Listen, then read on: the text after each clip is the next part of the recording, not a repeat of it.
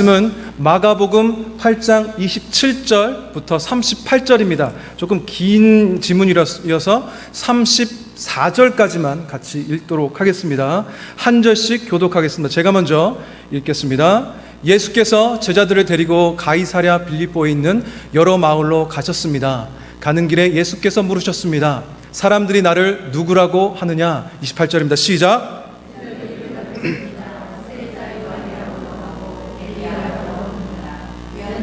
감론이라고 하는 사람도 있습니다.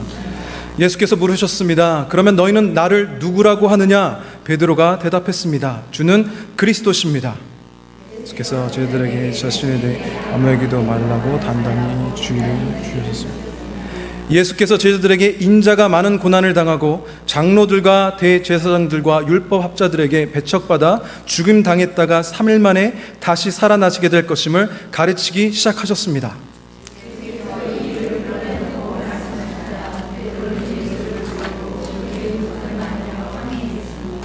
그러자 예수께서 제자들을 돌아보시고 베드로를 꾸짖으시며 말씀하셨습니다. 사탄아, 내 뒤로 물러가거라. 내가 하나님의 일을 생각하지 않고 사람의 일만 생각하는구나.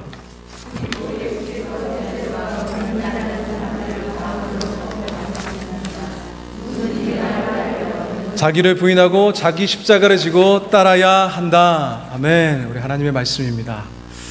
자, 오늘 말씀을 너희는 나를 누구라고 하느냐? 라는 제목으로 말씀을 전하기를 원합니다. 여러분들, 그리스도인의 삶은 무엇이라고 생각하십니까? 한 번 정도는 우리가 생각해 볼 만한 질문인 것 같습니다. 그리스도인의 삶은 훈련의 삶입니다. 여러분 동의하십니까? 바울은 그가 디모데전서 6장 12절 말씀을 통해서 이렇게 디모데에게, 그리스도인을 살고 있는 많은 그리스도인들에게 이렇게 권면합니다. 믿음의 선한 싸움을 사십시오. 믿음의 선한 싸움을 싸우십시오. 이렇게 권면합니다. 자, 이 믿음의 선한 싸움이라고 하는데 이 싸움의 단어를 잘 살펴보면 아고니마이라는 단어가 쓰였습니다. 이 동사형은 명령문입니다. 그렇다면 명령문으로서 이 말씀을 다시 읽어보면 너희는 선한 싸움을 싸우라 라는 의미입니다. 근데 싸움이라고 표현되어 있지만 이 싸움의 그 단어의 뜻을, 원어의 뜻을 가만히 들여다보면 단순히 싸움이라는 뜻이 있는 것뿐만이 아니라 승리하기 위해서, 운동 경기에서 승리하기 위해서 훈련으로 준비하고 발버둥 치며 노력하는 모습을 나타내는 단어로 쓰였습니다. 즉 믿음의 삶, 그리스도의 삶이란 단순히 교회에 와서 말씀 듣고 내 삶에 가서 그냥 낭만적인 삶을 사는 것이 아니라 오늘 바울의 고백처럼 바울이 그 말씀을 통해서 명령했던 것처럼 너희는 선한 싸움, 발버둥 치며 그 삶을 살아내라. 훈련되어져서 그 삶을 살라고 오늘 말씀으로 얘기하고 있는 것입니다. 즉 그리스도의 삶의 노력 없이는, 훈련 없이는 이길 수 없는 치열한 운동 경기라는 것입니다. 방심하면 나자빠지고 여차하면 질 수밖에 없는 삶이라는 것입니다. 그렇다면 이 그리스도의 삶은 그저 교회에서 말씀 듣고 가서 돌아가고 그냥 큐티 책하고 기도하고 싶을 때 기도하고 그런 삶이 그리스도인 삶일까요? 그렇지 않습니다. 그리스도인의 삶이란 치열한 경기를 준비하듯 훈련하는 삶이 그리스도인의 삶이라는 것입니다. 이에 그리스도의 삶은 사는 것이 아니라 살아내는 것입니다. 제가 그리스도인의 삶은 훈련의 삶이다 라며 설교를 시작한 이유는 오늘 본문 말씀이 이 훈련의 준비 과정을 필요로 하는 내용이기 때문입니다. 바라옵기는 오늘 말씀을 통하여 여러분의 삶에 결단이 있어지기를 원합니다. 진정한 그리스도의 삶을 사는 것이 아니라 살아내는 결단이 여러분의 삶 가운데 지금 이 순간 이 자리에서 있기를 간절히 축원합니다. 오늘 읽은 마가복음 8장, 이 8장은 마가복음에서 가장 중요한 말씀입니다. 가장 중심이 되는 장입니다. 그것은 예수님의 공생의 기간 동안 스스로를 계속해서 주님께서는 나타내셨습니다.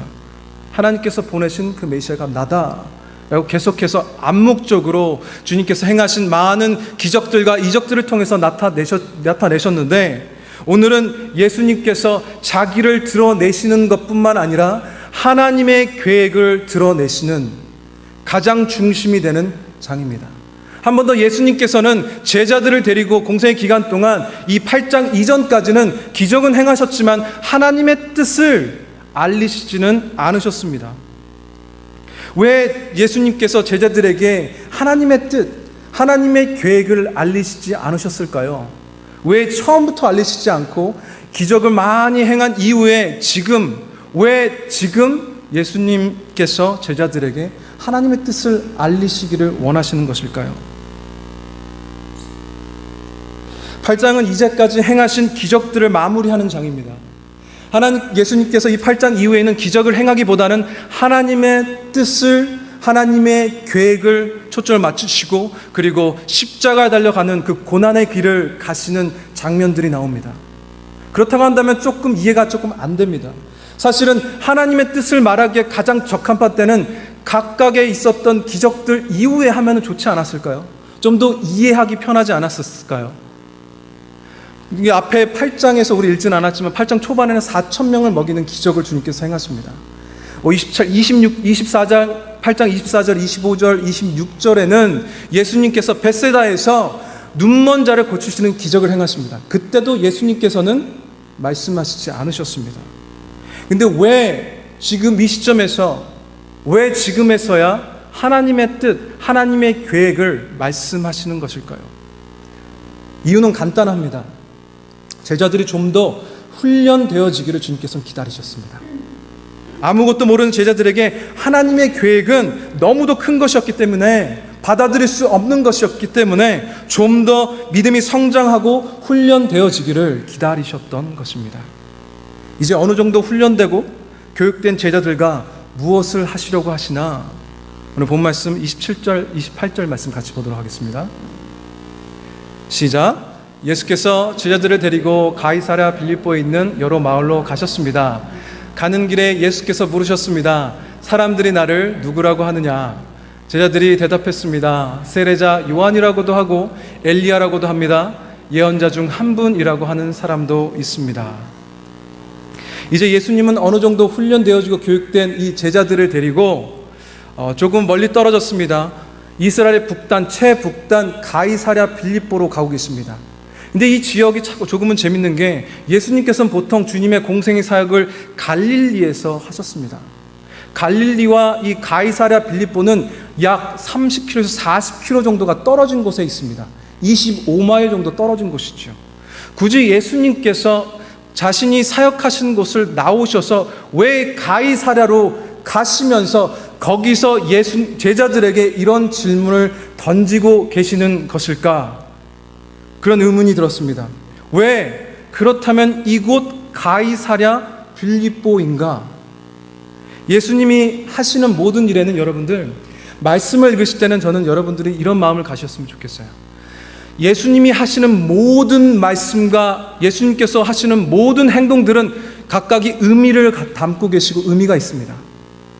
하나 예수님께서 그냥 행동하신 것이 없고 그냥 말하신 것이 없다는 얘기지요. 오늘 본 말씀을 통해서도 가이사랴 빌립보로 제자들을 데리고 가신 데는 특별한 의미가 숨겨져 있습니다. 이곳 장소 또한 특별한 영적인 의미가 담겨져 있다는 것입니다. 이곳 가이사랴 빌립보는 무슨 어디인가? 이 장소는 가이사 아그스도를 기리는 성전이 지어져 있습니다. 사람을 기리고 사람을 높이는 성전이 지어져 있다는 얘기죠. 이스라엘 전 지역에서 가장 아름답고 풍요로운 지역 중 하나였습니다. 이방 민족인 수리아인들과 그리스인들이 이곳에 터를 잡고 살고 있었습니다. 중요한 건 유대인들이 살고 있지 않은 지역이었습니다. 이상하지 않나요? 예수님께서 1차적으로 전도하고 말씀을 전하시고자 했던 타겟은 유대인들이었습니다. 근데 유대인들이 없는 이곳을 택하셔서 교육받고 성장하고 훈련된 제자들을 데리고 가신 이유가 궁금하지 않습니까? 그것은 마치 하나님의 법보다 사람의 법이 우선되는 곳, 그리고 마치 하나님이 계시지 않는 곳, 하나님에 대하여 무지한 곳, 인간의 이름이, 인간의 업적이 높임을 받는 곳, 바로 그곳이 바로 가이사랴 빌립보라는 것입니다. 그러면 어디와 닮지 않았습니까? 우리가 사는 이 세상도 이 가이사랴 빌립보와 같지 않습니까? 물질 만능이 팽배하며 사람 중심의 문화로 안에 살고 있는 우리 이 세상이 가이사랴 빌립보와 같지 않습니까? 이 문화가 찬란한 물질이 풍부한 잘 살고 있는 물질 만능주의가 팽배한 이 가이사랴 빌립보에서 예수님께서는 이 제자들에게 질문을 던지고 계시는 것이지요. 바로 우리가 살고 있는 이 세상을 잘 나타내는 장소였습니다. 세상의 영향력을 아주 잘 나타내는 곳, 그곳이 바로 가이사랴 빌립보였습니다. 우리는 세상의 영향을 받고 살고 있습니다. 정확히 말하면 세상의 영향권 아래 살고 있습니다. 인본주의와 포스트모더니즘과 쾌락주의가 팽배한 사람 중심 문화 가운데 살고 있다는 것입니다. 내가 기쁘고 내가 행복하다면 어떤 것도 옳고 맞다라는 그 쾌락주의가 팽배한 이 문화 가운데 살고 있습니다. 옳은 것이 그런 것이 되어지고 그런 것이 옳은 것이 되어지는 문화 가운데 살고 있다는 것입니다.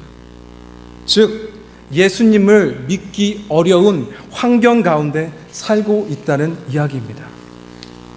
예수님을 고백하기 어려운 이 향락의 도시 가이사랴 빌립보, 이 도시 한가운데에서 예수님께서 제자들에게 질문을 던지십니다. 사람들이 나를 누구라 하느냐? 마치 여전히 세상의 영향권 안에 살고 있는 자들에게, 마치 하나님을 모르고 살고 있는 자들에게, 마치 예수님과 상관없이 살고 있는 자들에게 묻고 있는 질문인 것 같습니다. 나를 누구라고 하느냐? 그들의 대답은 이렇습니다. 세례자 요한이라고도 하고 엘리야라고도 합니다.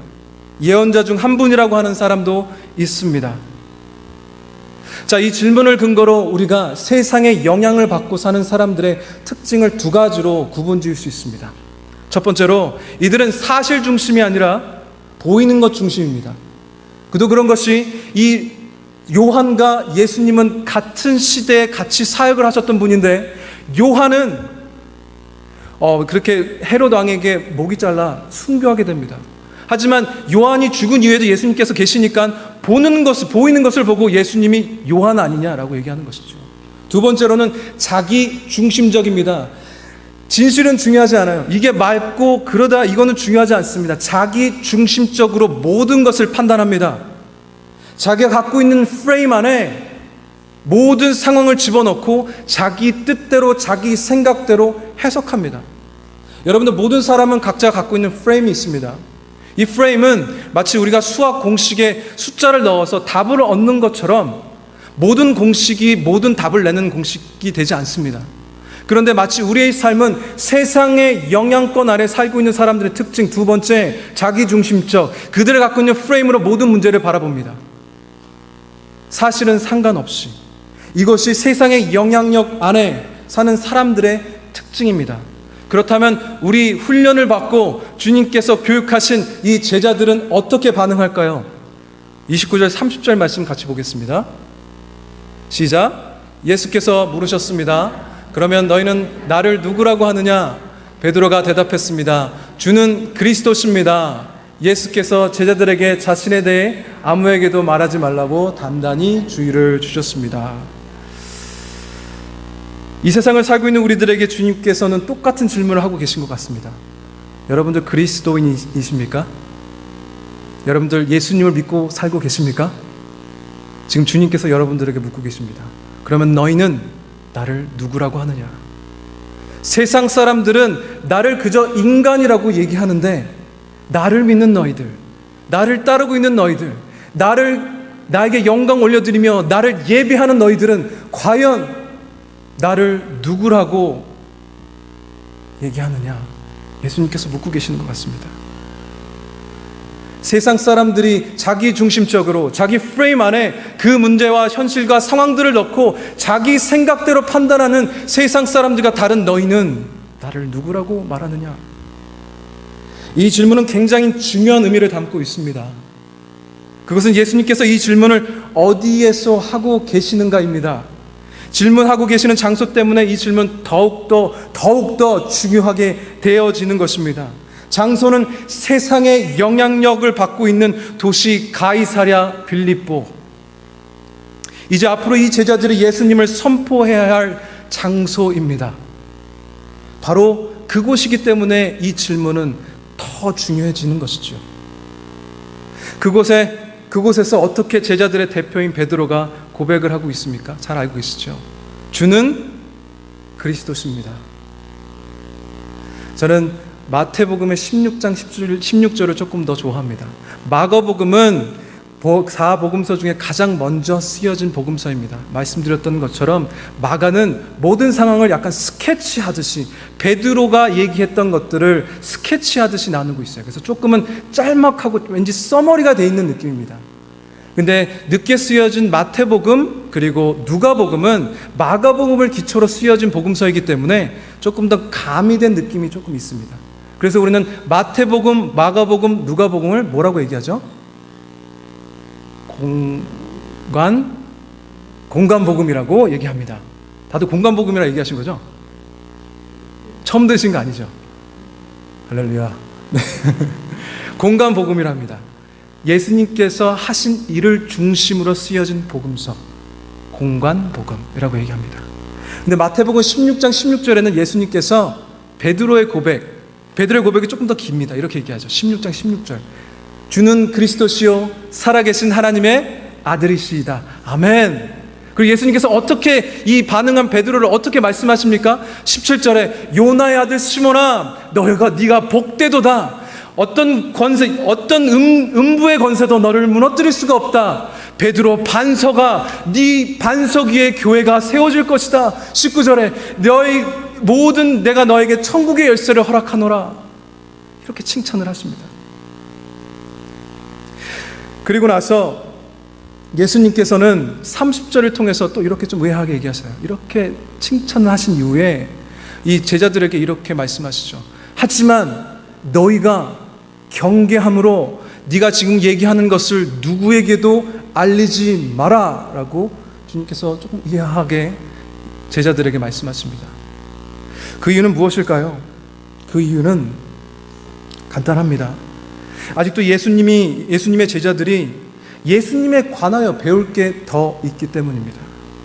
예수님을 따르는 삶이 어떤 의미인지 이들이 몸소 체험하며 예수님께 배워야 하기 때문에 예수님께서 이렇게 경계함으로 얘기하지 말고 너는 좀 더 배우고 훈련되어져서 나중에 선포하라 라고 얘기하십니다. 그것은 예수님을 따르는 삶을 살기 위한 훈련이 남아있기 때문입니다. 아직 내적으로 외적으로 변화가 모두 일어나지 않았기 때문입니다. 여러분은 예수님을 믿고 사는 삶 가운데 변화가 없다면 여러분들 잠시 여러분들 삶을 점검해 보셔야 됩니다. 예수님을 믿고 따라가는 그 삶, 여러분들이 결심하며 사는 그 순간부터 변화는 시작되어지고 여러분들이 모르는 사이에 여러분들은 변화되어집니다. 그래서 예수님이 물어보실 때 이렇게 선포하게 되는 것이죠. 주는 그리스도이십니다. 자, 이제 예수님께서 제자들을 보시고 조금은 감담이 서늘해지는 충격적인 말을 이후에 하고 계십니다. 그래, 맞다. 나는 네가 고백했던 왕이 맞다. 그 구원자 메시아가 맞다. 하지만 나는 너희가 생각하는 기대하는 그 왕과는 다르다라고 얘기합니다. 우리 31절 같이 보도록 하겠습니다. 시작. 예수께서 제자들에게 인자가 많은 고난을 당하고 장로들과 대제사장들과 율법학자들에게 배척받아 죽임당했다가 3일 만에 다시 살아나시게 될 것임을 가르치기 시작하셨습니다. 자, 예수님께서 제자들에게 인자가라고 표현을 합니다. 예전에도 한번 말씀드렸는데요. 예수님께서 본인을 인자, Son of Man이라고 표현하실 때는 세 가지 경우에 있을 때만 주님께서 자신이 이렇게 칭하십니다. 내가 인간이다 라고 칭하시고 말씀하시고 계시는 것이 아니라 첫 번째로 예수님께서는 죄사함을 설명하실 때, 그리고 구속을 설명하실 때, 그리고 마지막 세 번째로 하나님의 나라를 설명하실 때 인자라고 본인을 칭하십니다. 자, 이 세 가지가 어떤 경우입니까? 구원을 설명하시는 것, 하나님의 나라를 설명하시는 것, 그리고 죄사함을 설명하실 때 인자라고 하시는 이유는 권세 있으신 분이다라고 말씀하시는 것이지요.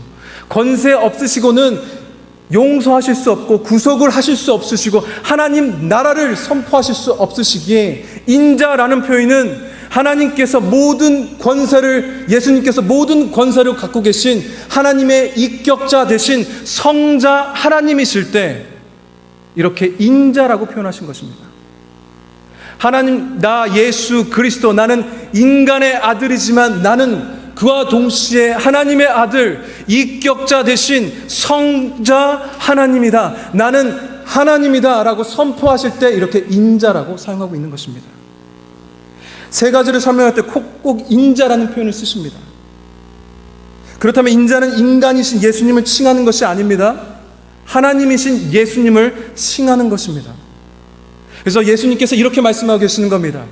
나는 하나님께서 보내신 하나님의 아들로서, 나는 하나님으로서 이런 일들을 겪어야만 한다. 첫째로 고난을 당하고, 두 번째로 배척을 당하고, 세 번째로 죽임을 당하고, 네 번째로 3일 안에 다시 살 것이다. 처음에 말씀한 첫 번째 고난을 당하고, 영어는 must suffer라고 얘기합니다. 그 세 번째, 그리고 죽임을 당한다, must to be killed, must라고 얘기합니다. 나는 하나님으로서, 성자 하나님으로서 나는 고난을 당해야 한다. 강력한 의지를 말씀하고 계시는 것이죠. 그리고 나는 죽임을 당해야 한다라고 얘기하고 계시는 겁니다. 엄청난 하나님의 계획이 선포되어졌습니다. 하나님의 비밀이 예수님의 제자들에게 알려졌습니다. 그렇다면 훈련되고 교육받은 이 제자들의 반응은 어떠할까요? 32절 같이 보도록 하겠습니다. 시작. 예수께서 이를 드러내놓고 말씀하시자 베드로는 예수를 붙들고 그게 무슨 말이냐며 항의했습니다. 교육받은, 훈련받은 수제자 베드로, 지금 예수님에게 나아가서 항의했다라고 나와 있죠. 이 항의했다는 단어는 원어 성경을 찾아보니 에피티마오라는 그릭 원어로 쓰여졌습니다. 이 원어의 뜻은 단순히 항의하다라는 뜻만 있는 것이 아니라 경고하다, 그리고 벌을 주다, 그리고 꾸짖다라는 뜻이 있습니다. 너무 재밌는 건 마태는 이 에피티마오라는 이 단어를 예수님께서 귀신을 내쫓을 때 꾸짖다라는 이 에피티마오를 마태복음 1장 25절에 쓰고 있습니다. 즉 지금 마가는 지금 베드로가 예수님께 하고 있는 것을 예수님께서 귀신을 내쫓는 꾸짖을 때 사용하는 이 단어로서 얼마나 지금 베드로가 큰 일을 하고 있는지, 정말 할시하게 행동하고 있는지를 말하고 있는 것입니다. 예수님에 가서 무슨 말씀이시냐고, 이제 다 됐는데, 이제 예수님 이름도 알려질 대로 알려졌고, 이제 사람들이 예수님을 따르는 것 같고, 이제 예수님 이제 로마의 왕에게 찾아가셔서 이 나라를 구원하시기만 하면 됩니다. 본인이 세운 계획과 예수님께서 말씀하시는 것이 상충되는 자기 프레임 안에 넣어서 예수님의 말을 보았더니 도저히 받아들일 수 없었던 이 베드로는 예수님께 가셔서 심하게 꾸짖고 있다는 것입니다. 심하게. 예수님께서는 오늘 본문 30절에서 아무에게도 말하지 말라고 엄히 경고하시며 말씀하신 데는 이런 이유가 있는 것입니다. 베드로는 외적인 변화가 있었습니다. 예수님과 함께 있기에 자기의 의와 자기의 하고자 하는 그 능력을 통해서 예수님을 사랑하게 되었던 거죠. 예수님을 좋아하게 된 것입니다. 누구나 할 수 있는 거죠. 하지만 내적인 변화는 일어나지 않은 것입니다.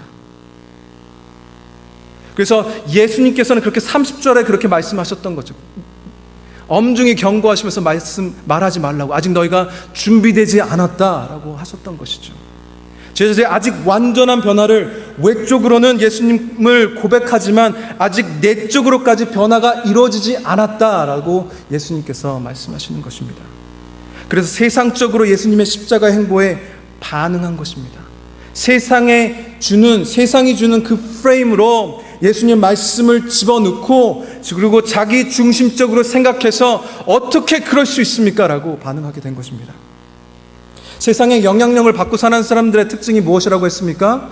두 가지가 있습니다. 첫 번째, 사실 중심이 아니라 보이는 것 중심이라고 했습니다.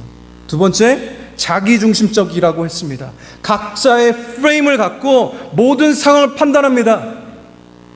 모든 하나님의 일을 판단합니다. 교회를 바라봅니다. 세상을 바라봅니다. 그 사람을 바라봅니다. 여러분들, 예수님의 그 프레임을 가지고 그 사람을 바라본다면 어떻게 바라볼 수 있을까요? 그가 하는 실수 또한 귀여워 보이겠죠. 사랑스러워 보이겠죠. 하지만 내 중심에 내가 가지고 있는 내 삶을 통해서 형성된 세상의 영향권 안에 살고 있는 내 자신이 갖고 있는 프레임 안에 이 실수하고 있는 이 사람을 넣는다면 어떻게 바라볼까요? 귀엽게 보일까요? 자, 저거 진짜 못난 놈 이러면서 그러지 않을까요? 가끔 우리 아내가 세상의 프레임을 가지고 저를 평가할 때가 있습니다. 안 좋게 얘기할 때가 많아요. 저는 좀 예수님의 프레임과 예수님의 눈으로 나를 바라보길 원하는데 나는 굉장히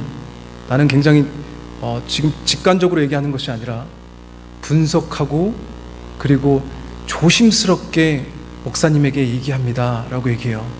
아내는 꼭 화냈었을 때 저를 목사님이라고 부릅니다. 그 아내는 꼭 화냈었을 때 저에게 존댓말을 써요. 그때가 저는 제일 무섭습니다. 그래서 저는 이렇게 기도하고 있습니다. 주님, 어떤 경우에서도 우리 아내가 예수님의 프레임으로, 예수님의 눈으로 저를 바라보게 해주세요. 이렇게 기도합니다. 여러분, 세상의 프레임을 가진 사람들이 모인 것은 교회가 아닙니다. 여러분, 지금 우리 이 자리에서 우리에게 가져야 될 프레임은 예수님의 프레임입니다. 예수님의 눈입니다. 자기 중심이 아니라, 그리고 보이는 것 중심이 아니라 하나님 중심이 되어야 합니다. 그것이 그리스도의 삶이 사는 것이 아니라 살아내는 것입니다. 저는 바라옵기는 여러분들 삶 가운데 이 예수님의 프레임이 지금 이 자리에 이 순간에서 여러분들이 갖게 되기를 간절히 축원합니다. 베드로가 가지고 있는 프레임 안에서 이러한 메시아, 이러한 왕은 해석 불가능합니다.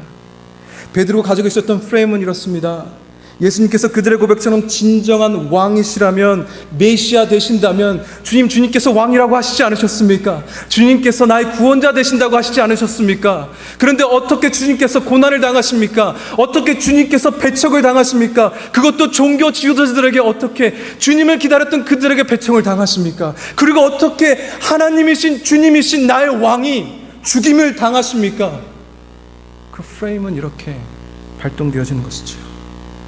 구약 성경에 기록되어지기를 약속된 구원자가 그들의 적들을 물리치고 이스라엘 외 영광의 왕국을 설립한다고, 건설한다고 약속하고 있지 않습니까? 주님, 자기가 생각하고 자기 마음대로 선택한 말씀을 갖다 대어서 예수님의 일을, 하나님의 계획을 바라보는 것입니다. 철저하게 자기 중심적인 생각인 것이죠.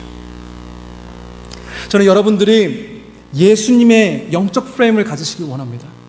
세상에 살고 있지만, 그 영향력 아래에 살고 있지만, 예수님의 프레임, 영적 프레임을 가진 사람들은 문제를 바라보는 시각이 틀립니다. 모든 사람이 불만을 표출할 수밖에 없는 상황 가운데, 모든 사람이 안 된다, 아니다라고 하는 그 상황 가운데 영적 프레임을 가진 그 사람은 아니다, 우리에게 소망이 있다, 우린 할 수 있다라는 긍정적인 반응을 보입니다. 그것이 영적인 프레임을, 예수님의 프레임을 가진 사람들의 특징인 것입니다. 왜 그렇습니까? 예수님이 우리 안에 계시기 때문에 예수님의 지혜로 그 문제를 접근하기 때문입니다. 예수님의 눈으로, 하늘의 지혜로 그 문제를 바라보기 때문에 틀림없이 다른 각도로 이 문제를 바라보고 접근하고 그것이 꼭 풀려지기 때문에 그들 삶은 세상의 영향력 안에 있는 사람들과는 기본적으로 다릅니다. 차원이 다릅니다. 할렐루야. 여러분들 그 프레임이 여러분들 삶 가운데 그 프레임을 소유하시기를 원합니다. 우리 33절 말씀 같이 보겠습니다. 시작. 그러자 예수께서 제자들을 돌아다 보시고 베드로를 꾸짖으시며 말씀하셨습니다. 사탄아, 내 뒤로 물러가거라. 내가 하나님의 일은 생각하지 않고 사람의 일만 생각하는구나. 여러분들, 예수님께서 사랑하는 제자 베드로에게 조금 심하다고 생각지 않으십니까? 좀 사탄은 좀 너무하잖아요. 그렇지 않습니까? 저도 한 번도 저희 중고등부 애들이 떠든다고 하더라도 이 사탄아 물러가라 이러지는 않습니다. 사랑이 많으신 예수님께서 왜 사탄아 물러가라, 내 뒤로 물러가라 라고 얘기하고 있을까요? 제가 확신하며 말할 수 있는 것은 저는 베드로와 직접적인 관계를 가졌던 적도 없고 오롯이 하나님 말씀을 통해서 베드로를 접했습니다.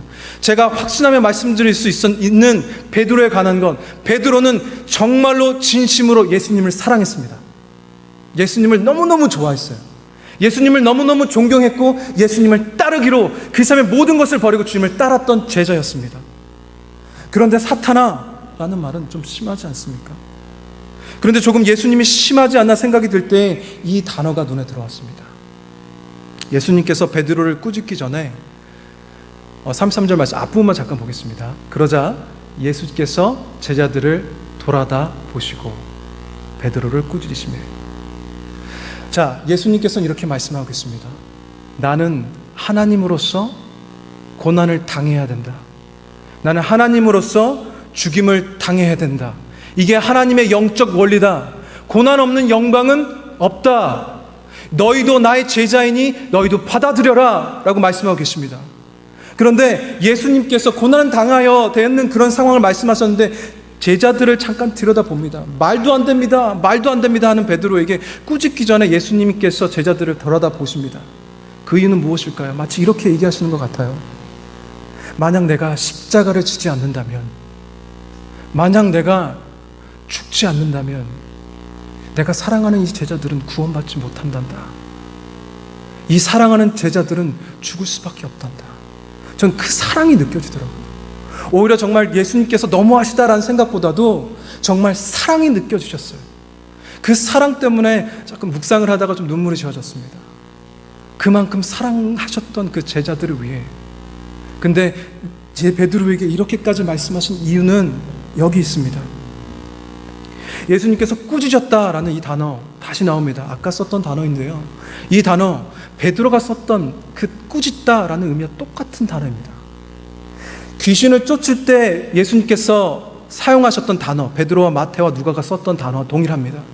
근데 예수님께서 왜 베드로를 꾸짖으실 때 이렇게 귀신을 내쫓듯이 사단을 대하듯이 이렇게 대하셨을까? 그것은 여러분들 사탄의 존재를 믿으십니까? 원수 마귀의 존재를 믿으십니까?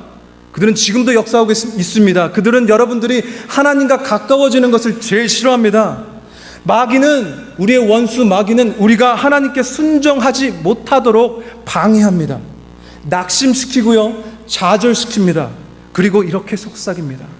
고난 없이 쉽게 살라고 얘기합니다. 노력 없이 편하게 살라고 얘기합니다. 네가 하고 싶은 대로 살라고 얘기합니다. 예수님은 필요 없다고 얘기합니다. 지금 베드로가 하고 있는 행동이, 그리고 베드로가 하고 있는 말이 마치 이 원수 마귀가 하고 있는 것과 같다라는 것입니다. 네가 귀신이 씌어서 귀신을 내쫓는 것이 아니라 네가 지금 하고 있는 것이 사탄 같다라고 얘기하는 것입니다. 베드로야, 네가 지금 무슨 말을 하고 있는지 너는 알고 있느냐? 마치 사단처럼 얘기하고 있구나. 그래서 예수님께서 불같이 화가 나셨던 것이죠. 훈련과 고난 없는 면류관은 없습니다. 하지만 사단은 계속해서 고난 없는 영광을 가르칩니다. 편하게 살라고 합니다. 여러분들 편하게 살라고 계속 사단들은 속삭입니다. 주석가 닥터 캠블 몰건이라는 사람은 이 베드로의 행동을 보고 이렇게 표현을 합니다. 예수님을 사랑하지만 예수님의 방식을 따르지 않는 사람은 예수님의 방해꾼이다. 다시 한번요. 예수님을 사랑하지만 예수님의 방식을 따르지 않는 사람은 예수님의 방해꾼이다. 여러분들 예수님 사랑하십니까? 정말 많은 사람들이 예수님에 열광합니다. 베스트셀러는 성경입니다. 여러분들 아십니까? 예수님을 알길 원합니다. 예수님 위에 일어서서 예수님 위에 일하고자 하는 사람들 너무도 많습니다. 예수님이 너무 좋습니다. 예수님의 가르침은 어떤 가르침보다 정말 위에 있습니다. 세상의 가르침이 아니라 하늘의 가르침이기에 하나님께서 주신 지혜로 쓰여진 책이 있기 때문에 거기서 모든 것이 예수님을 향하고 있기 때문에 예수님이 정말 좋습니다. 예수님 사랑합니다. 하지만 예수님의 방식을 따라 살지 않는다면 그것은 그리스도인이 아니라고 얘기하고 있습니다. 그리스도인의 삶이란 예수님을 따라 사는 삶을 말합니다. 예수님이 내 주인 되시는 삶을 말합니다. 그리스도인의 삶이란 예수님처럼 사는 삶을 말합니다. 고난 없는 영광은 없습니다. 훈련 없는 면류관은 없습니다. 여러분들 고난을 두려워하지 마십시오. 그러므로 여러분들 더욱더 강해지고 예수님처럼 되는 그 과정 가운데 여러분들 계시는 것입니다. 여러분들은 예수님의 방식대로 살고 계십니까? 저는 여러분들 마음 가운데 이 질문이 울림이 있기를 원합니다. 나는 과연 예수님의 방식대로 살고 있는가? 예수님의 가르침 너무 어렵습니다. 그래서 다시 한번 말씀드립니다. 그리스도의 삶은 주어진 삶을 사는 것이 아니라 살아내는 것입니다. 예수님에 따르는 삶, 그렇다면 그 삶은 무엇인가? 이제 예수님께서 당신을 따르는 삶을 가르치십니다. 우리 34절 같이 보도록 하겠습니다. 시작. 그리고 예수께서 제자들과 그분을 따르는 사람들을 다 불러놓고 말씀하셨습니다. 누구든지 나를 따르려거든 자기를 부인하고 자기 십자가를 지고 따라야 한다. 아멘. 여기서 나오는 예수께서 제자들과 그분을 따르는 사람들을 불러라는 단어가 나옵니다. 이 불러는 원어를 찾아보니 단순히 부르다, 이리 오십시오라는 그 의미만 있는 것이 아니라 summon, 코트에 호출하다, 부르다, 강압적인 의미도 있을 뿐만 아니라 주목하고 싶은 단어, 뜻이 있습니다. invite라는 뜻이 있습니다. 초대라는 뜻이 있는 것이죠. 자, 난 너희들이 지금 이 순간 결단하길 원한다. 나는 이 순간 너희들이 외적인 변화뿐만 아니라 내적인 변화들도 같이 있어지므로 나의 이 초대에 응하길 바랍니다 라고 그리스도인들에게 지금 말씀하고 계시는 것이죠. 단순히 제자들에게만 얘기하는 것이 아니라는 얘기입니다. 그렇다면 예수님께서 말씀하신 이 초대는 어떤 초대입니까? 나를 따르려거든 자기를 부인하고 자기 십자가를 져야 한다. 여러분 좀 부담되시지 않으세요? 나를 부인한다는 의미는 어떤 의미일까요? 나를 버린다는 의미도 있습니다. 뭔가 우리 삶 가운데 움켜쥐고 있는 것을 버리는 것 어렵지 않습니까? 근데 왜 예수님께서는 초대라고 표현을 하셨을까요? 그 이유는 하나입니다. 여러분들, 아기가 꼭 잡고 있는 것을 놓는 원리를 보면 이 영적인 원리가 파악이 됩니다.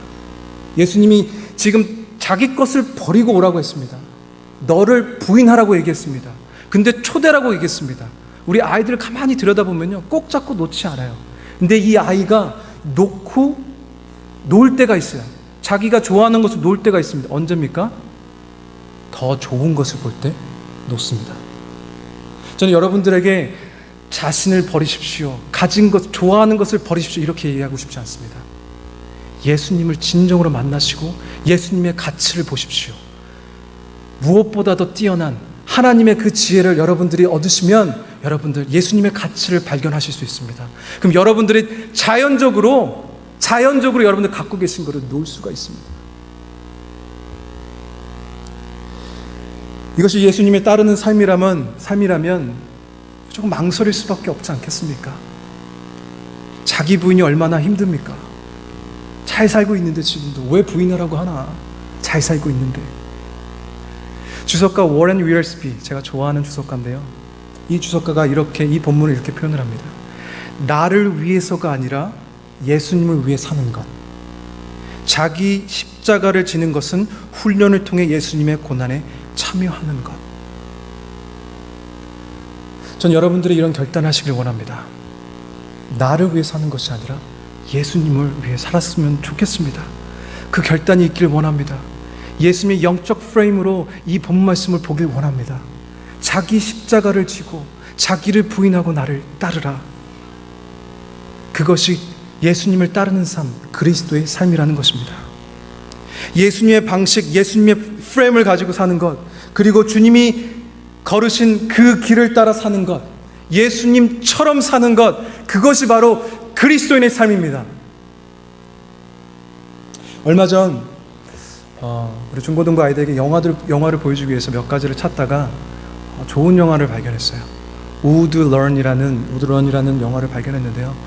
풋볼 스포츠 이야기입니다. 그래서 크리스찬 내용이어서 조금 이렇게 망설였는데 너무 평점이 좋아서 보게 되었습니다. 내용은 이렇습니다. 1970년대 미국의 한 고등학교 이야기입니다. 여러분, 70년대에서는 미국에서는 인종차별이 가장 극심했을 때입니다. 그래서 이 이야기가 있어지는 실화인데, 이 실화를 바탕으로 이렇게 만들어진 영화는 이거 있어지는 그 장소는, 배경은 알리바마 북동부에 있는 가장 인종차별이 심했던 지역 중에 하나죠. 그 우드런이라는 그 작은 도시의 고등학교에서 있어진 이야기를 다루고 있습니다. 간단히 말해서 이야기는 이렇게 진행이 됩니다. 흑인 풋볼 선수가 이 우드런이라는 학교로 들어가서 겪는 이야기를 나누고 있죠. 근데 그 과정 속에서 이제 그 주인공이었던 이름이 뭐죠? 토니 네이슨이라는 이 주인공이 하나님을 만나게 되고, 하나님을 통해서 변화되는 그 삶을 통해서 자기가 변화되었는데, 자기뿐만이 아니라 팀메이트들이 변하게 되고, 팀메이트들이 변했더니 학교가 변하게 되고, 그 학교가 변했더니 그 지역, 그 도시가 변화됐다는 정말 기적을 얘기하고 있는 현실 실화 감동 스토리입니다. 이 주인공 흑인 풋볼 선수가 변화되는 계기가 되었던 장면이 저는 가장 인상 깊었습니다. 이 풋볼 선수가 변화되는 계기에 한 사람이 등장합니다. 그는 자기를 이렇게 소개합니다. 나는 스포츠 선교사다라고 얘기를 하죠. 그래서 그때 당시에 코치가 이 선교사, 스포츠 선교사였던 행콕이라는 사람을 이렇게 조금 스피치할 수 있도록 시간을 줍니다. 그래서 5분 정도로 얘기하려고 했었는데 1시간이 되어지고 그 복음이 선포되어지죠. 그렇게 변화가 일어나게 됩니다. 좋은 변화, 긍정적인 변화가 이루게 됩니다. 근데 오래가지 않아요. 근데 이 흑인 애가, 이 주인공이던 토니 네이슨은 나중에 지나서 현실의 벽에 부딪힙니다. 흑인은 아무리 해도 안 되는구나. 그런 현실의 벽이 부딪히게 되면서 좌절하고 낙담하고 쓰러져 있습니다. 더 이상 동기부여가 되지 않습니다. 그때 믿음의 사람, 저는 이 예수님의 프레임을 가진 사람이라고 말하고 싶습니다. 이 행콕, 스포츠 선교사라고 하는 이 사람이 모든 것을 포기하고 현실에 순응하려고 하는 이 주인공, 세상의 영향력 안에, 세상의 프레임 안에 넘어져 있는 이 주인공 토니에게 다가가서 이렇게 이야기합니다. 자, 이제 네가 결정할 때다. 네가 가진 재능은 엄청난 선물이야. 그걸 가지고 내 자신을 위해 경기를 뛴다면 굉장한 일이 일어날 거야. 하지만 만약 네 자신보다 더 큰 존재를 위해 그 선물을 사용하면 네가 상상도 못하는 일이 일어날 거야. 이 말에 반응한 이 주인공, 영적인 깨달음을 얻습니다. 영적인 각성이 일어나고요, 영적인 깨어짐이 있었습니다. 그래서 이는 나보다 더 큰 존재를 위해 사는 삶을 선택을 합니다. 그랬더니 더 위대한 일이 일어날 것이라는 그 믿음을 갖게 되지요. 한 인간의 변화, 그 변화는 그 풋볼팀을 바꿉니다. 그 풋볼팀의 변화, 그 학교를 바꿉니다. 그 학교의 변화, 이 지역을 바꾸는 역사의 기적의 시초가 되어집니다. 저에게 마음을 울리는 한마디였습니다. 우리가 무엇을 위해 살아야 할지를 결정하면 이제 그 길이 어떤 길보다 가장 값진 길이 되어집니다. 여러분들, 예수님을 위해 살겠다고 결정하는 그 순간 예수님이 걸었던 그 길이 어떤 길보다 값진 길이 되어집니다. 하나님께서 우리에게 이렇게 묻고 계십니다. 지금 네가 결정할 수 있겠느냐? 지금이 결정할 때다. 네가 너를 위해 산다면 그래. 굉장한 일이 일어날 수도 있겠지. 하지만 네가 너보다 하늘을 창조하신 만유의 창조주 하나님을 위해서 산다면 네가 상상할 수 없는 일이 일어날 것이다 라고 주님께서 말씀하시는 것 같습니다. 하나님께서 우리에게 주신 축복과 은혜, 그리고 그 사랑을 묵상하면 사실은 주님을 위하여 사는 것이 그렇게 어려운 결정은 아닐지도 모르겠습니다. 왜냐하면 하나님이 우리에게 주신 것은 작은 축복, 작은 선물 정도만 주시지 않으셨습니다. 하나님은 그분 자신을 우리에게 주셨습니다. 할렐루야. 그래서 우리는 하나님을 우리 안에 소유한 그리스도인이 되었습니다. 이제 여러분에게 묻겠습니다. 하나님께 받은 그 선물로 무엇을 하고 싶으십니까? 그리고 여러분들에게 이렇게 권면하고 싶습니다. 여러분들께 하나님께서 여러분 안에 그 삶 가운데 허락하신 그 선물, 예수 그리스도, 그 선물을 가지고 여러분들 무엇을 하길 원하십니까? 그 선물을 여러분들 자신을 위해 사용한다면, 만유의 왕이신 예수 그리스도를 여러분들 위해 사용한다면 물론이지요, 굉장한 일이 일어날 것입니다. 하지만 만유의 구주이신 우리 하나님을 위해 선물 받은 예수 그리스도를 사용한다면 여러분들 어떤 일이 일어날까요? 우리가 변화됩니다. 여러분들이 변화되고요, 변하지 않을 것 같은 내 남편이 변화됩니다. 정말 사이가 회복되지 않을 것 같았던 아내와의 관계, 남편과의 관계가 회복되어집니다. 골칫거리 같았던 내 아들이 변화되어집니다. 말 정말 듣지 않고 정말 뭘 생각하고 살고 있는지 모를 것 같은 내 딸이 변화됩니다. 그뿐만 아니라 우리 아버지 어머니와 관계가 회복이 되어집니다. 여러분들이 변화되면 이 교회가 변화됩니다. 여러분들 한 사람 한 사람의 변화로 모이게 된 이 교회가 변화되어지게 되면 여러분들 이 포틀랜드가 변화되어지게 됩니다. 이제 포틀랜드가 변화지게 되면 이 미국 전역이 변화되게 됩니다. 저는 여러분들이 그 기적의 주역이 되길 원합니다. 여러분들 하나님을 위해 사십시오. 하나님께서 그분 자신을 우리에게 주셨습니다. 예수님을 우리에게 허락하셨습니다. 그렇다면 조금은 이 선물을 좋은 곳에 사용해야 되지 않을까요? 더 놀라운 곳에 사용해야 되지 않을까요? 단순히 내가 힘들 때마다 기도하는 분으로 하시진 않습니까? 여러분 세상의 프레임을 벗으시고 예수님의 프레임을 가지시길 원합니다. 세상을 바라보십시오. 여러분의 삶이 변하면 이 교회가 변합니다. 여러분 이 교회가 변하면 이 지역이 변합니다. 이에 우리 주 예수 그리스도께서 자신 있게 이렇게 말씀하시는 것이지요. 나를 따르려거든 자기를 부인하고 이제 자신을 위해 살지 말고 나를 위해 살으라고 말씀하십니다. 하나님께서 왜 서몬, 호출하듯이 야 너네들 와라 이런 의미뿐만이 아니라 invite, 내가 너희를 이 삶으로 초대한다라고 얘기하신다는 여기에 이유가 있는 것입니다. 너희가 이제 내가 너희 삶을 통해서 행하는 기적을 경험하길 원한다. 여러분 지금부터 일하시는 선하신 예수 그리스도의 역사하심이 여러분 삶 가운데 계속해서 있어지기를 간절히 축원합니다. 저는 이 자리에 계신 모든 분들이 이 그리스도의 삶을 살기 위해 훈련으로 준비하고 살아내기 위해 몸부림치기를 간절히 바랍니다. 다시 한번요, 그리스도의 삶은 하나님께서 허락하신 축복의 삶을 그냥 사는 것이 아닙니다. 그 삶을 살아내는 것입니다. 왜죠? 이 세상의 영향 아래 살고 있기 때문에. 우리 주님을 위해 사십시오. 그것이 그리스도인의 삶입니다. 그리고 상상할 수 없는 일어나는 그 현장에서 그분의 역사하심을, 그분의 행하심을 목도하시기를 축원합니다. 그리고 마지막으로 제자의 삶, 그리스도의 삶을 살라고 권면하십니다. 우리 35절부터 38절 말씀 같이 읽도록 하겠습니다. 시작.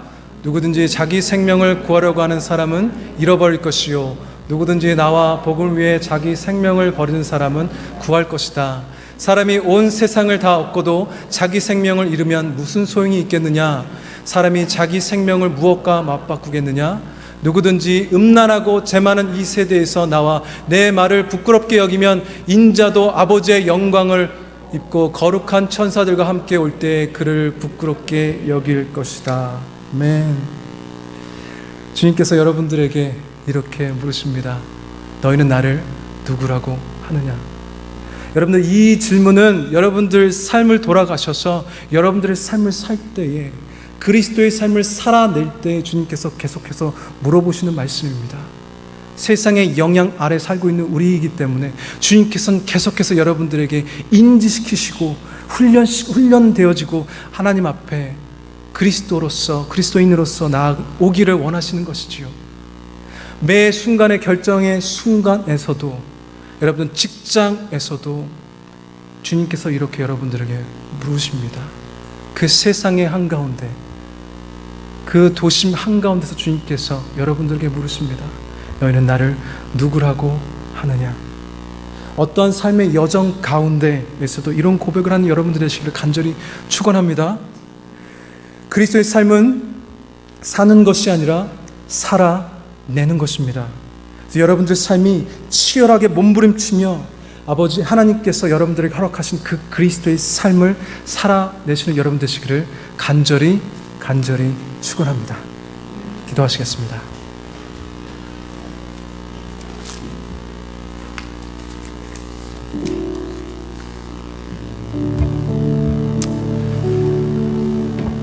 좋으신 하나님 아버지, 감사합니다. 우리가 이 시간 예수 그리스도의 그 보혈로 힘은 바 되어서 주님 결단하며 주님께서 허락하신 이 삶을 살아내기를 원합니다. 우리 힘으로 살 수 없는 이 삶을 주님께서 허락하신 이유는 그것은 하나님께서 자신을 우리에게 주셨기에, 살아계신 예수님께서 우리와 함께 하시기에 가능한 것임을 우리가 이 시간 고백하며 나아갑니다. 주님, 이 고개 숙여 기도하는 한 사람 한 사람을 기억하시고 이들이 결단하며 나아가고자 하는 그 마음을 받아주시옵소서. 우리가 연약하기에 주님을 의지합니다. 우리 잠시 시간 우리 주님께 잠시 기도하면서 나아가길 원합니다. 주님, 내가 주님을 위해 살겠습니다. 주님을 위해 주님의 일을 행하길 원하오니 아버지 하나님, 내 삶을 사용하시고 내가 그리스도인으로서 아버지 변화되는 역사가 지금 이 자리에서부터 시작되게 하여 주시옵소서. 우리 간절한 마음으로 우리 주여 한번 크게 외친 후에 기도하면서 나아가겠습니다. 주여! 아버지 하나님 믿습니다. 아버지 하나님, 주님께서 이곳에 함께 하시고 우리를 아버지 하나님 부르셔서 우리를 초대하셔서 주님의 그 왕국의 아버지 우리를 부르신 줄 믿사오니 우리가 결단하며 주님 앞에 나아가게 하여 주시옵소서. 우리의 부족한 우리의 삶 가운데 찾아오신 주님, 선물로 허락하신 주님, 이제 내가 나를 위해 살지 아니하고 오직 예수 그리스도를 살기 원하오니 아버지 우리가 결단하게 하여 주시옵소서. 주여 믿습니다. 아버지, 결단하는 하나님의 백성들을 기억하시고 그들에게 힘을, 그들의 주님의 영을 부어 주시옵소서. 아버지 믿습니다. 그들의 삶과 함께하여 주시옵소서. 아버지 감사합니다. 사랑이 많으신 하나님 아버지, 이 결단조차도 우리가 할 수 없는 연약한 존재임을 시간 고백합니다. 하지만 주님께서 우리가 그리스도인으로 부름받았기에 내가 이 일을 감당하길 원합니다. 힘들지만 어렵지만 내가 갖고 있는 프레임으로 이해가 가진 않지만, 하지만 주님, 이 시간 우리에게 주님의 영적 프레임을 허락하시어서 남들이 보지 못하는 주님의 축복을 그리스도의 삶 가운데 바라보게 하여 주시옵소서. 사는 것이 아니라 살아내는 그리스도인이 되게 하여 주시옵소서. 수동적으로 사는 것이 아니라 살아내는 능동적인 그리스도인이 되게 하여 주시옵소서. 주님이 주신 그 힘으로 모든 일 감당하길 원하는 모든 백성들 가운데 함께 계실 줄 믿사오며 이 모든 말씀 살아계신 우리 주 예수 그리스도 이름으로 기도합니다.